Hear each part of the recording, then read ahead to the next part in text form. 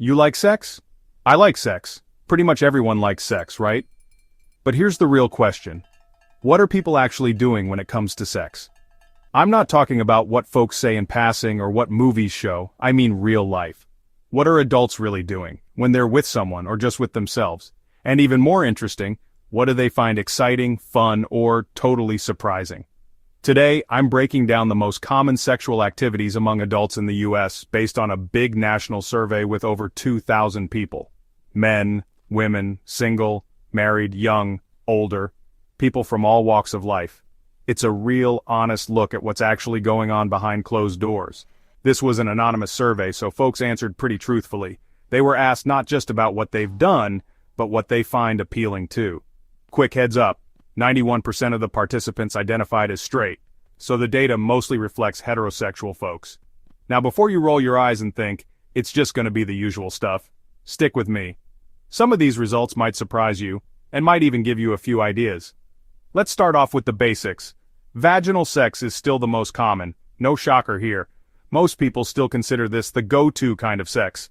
Around 88.5% of men and 91% of women said they have vaginal sex regularly when they're in a relationship. It's kind of the default for a lot of couples, nothing wrong with that. But there's definitely more on the menu. Right behind that is masturbation. Over 80% of people have done it at some point, and in the last month, 64% of men and 41% of women said they've done it. So yeah, it's a regular thing. And no, there's no too much or not enough. As long as it's not getting in the way of your life. It's normal, it's healthy, and for a lot of people it's a way to de-stress and figure out what feels good. Coming in next is oral sex. Giving it, receiving it, it's super common. Over 80% of folks said they've done it, and for many it's just part of their sex life. But don't forget, STIs can still be transmitted this way, so if you're not sure about your partner, using protection like condoms or dental dams is a smart move. Now let's talk about porn. Yeah, it can be a hot topic. But here's what the numbers say. 82% of men and 60% of women have watched porn. Whether people like it or not, it's out there. And a lot of folks are watching. What really matters is how it affects your real-life relationships. For some people, it's just a bit of fun.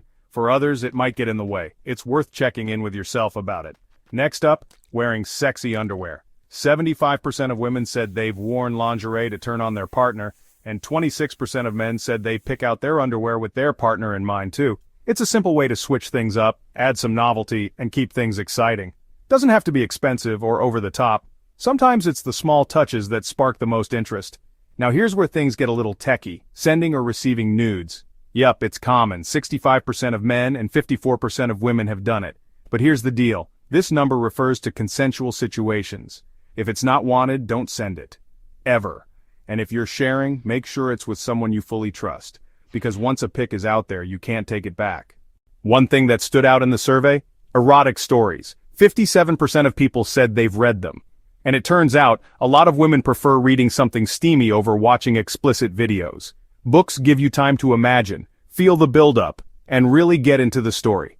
If you've never tried it, maybe pick one up, or read it together as a couple. Could be fun. Alright, let's talk about public sex. 43% of people said they've done it at least once. Some do it for the thrill, others because they didn't have privacy. Living with roommates, being young, not having space, it happens. But just a heads up, it can get you in trouble.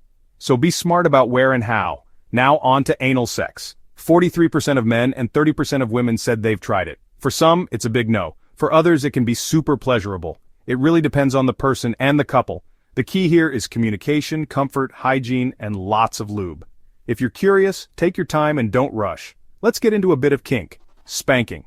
About 30% of folks have tried it. For a lot of people, that little mix of pain and pleasure hits just the right spot.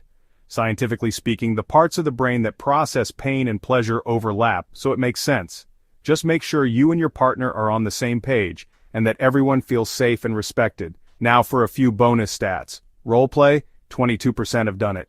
That could mean pretending to be strangers, playing doctor, whatever floats your boat. Being tied up or doing the tying, 20%, and about 13% have tried things like playful whipping or blindfolds.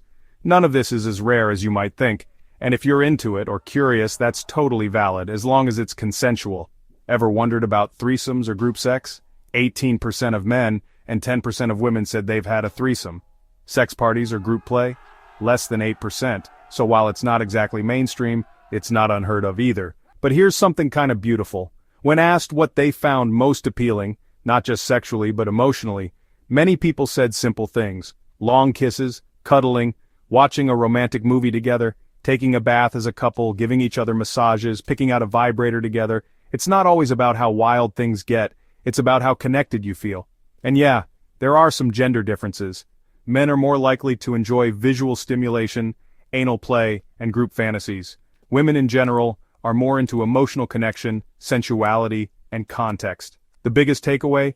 There's no one normal way to do sex. There's just your way, and your partner's.